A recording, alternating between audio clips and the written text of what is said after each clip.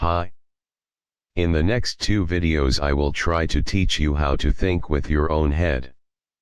This is an extremely important skill.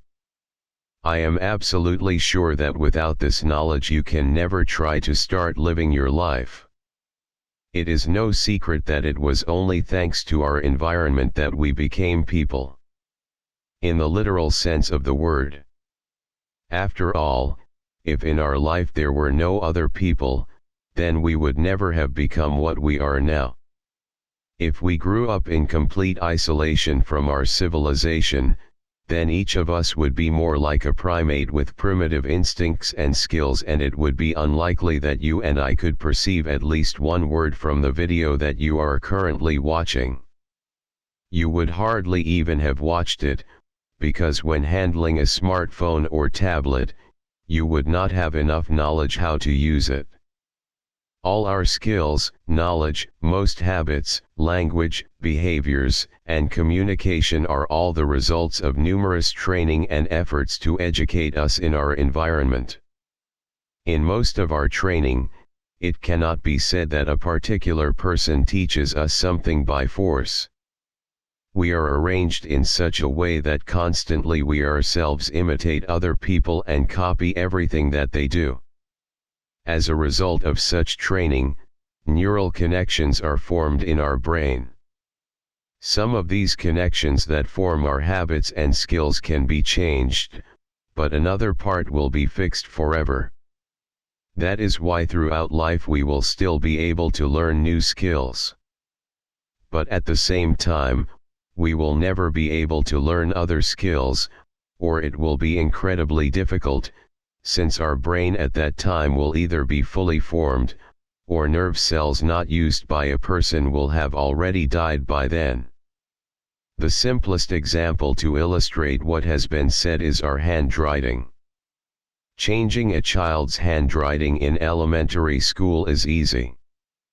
You need to train the tilt of the sticks and the roundness of the loops for a couple of weeks and you will reach the goal. But try changing your handwriting if you're 50 years old. This cannot be called an easy process. A child's brain is a kind of plasticine from which his environment can fashion anything. Absolutely no matter where we were born. The only critical thing is where we grow and develop, what social and cultural values we are surrounded by, and people with what baggage of knowledge and psychology bring us up. Each of us is a kind of rocket with an intelligent homing head. Depending on exactly what our environment laid the algorithm for searching and capturing targets in our microchip and in which direction we were released, so in life as a whole we will fly. Therefore, if it suddenly seems to us that we are living our own life, then this is far from the case. Overwhelmingly, we live by those laws and think those thoughts that are laid in our heads by the people around us. For example, you are now expertly riding a board along the waves along the coast of Australia. But if you had grown up somewhere in the Alaska area, you most likely would have managed masterfully not with a board, but with a dog team. And therefore, by and large, everything that we believe in is so dear to us now and that you and I are now embroidered in our heads. This is far from our personal choice.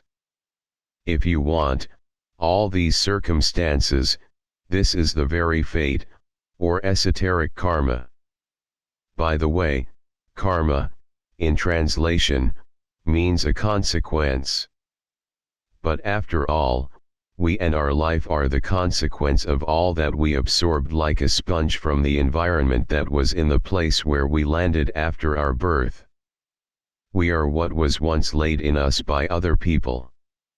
Everything said above is quite difficult to grasp.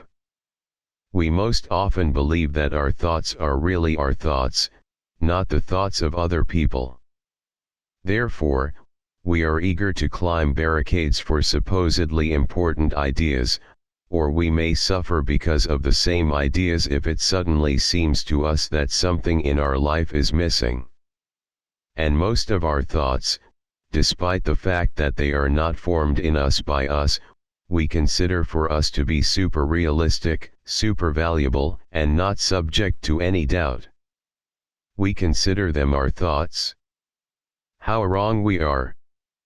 Our environment not only forms our neural connections with you in the past, but is also able to literally control our thoughts and our behavior in real time, here and now.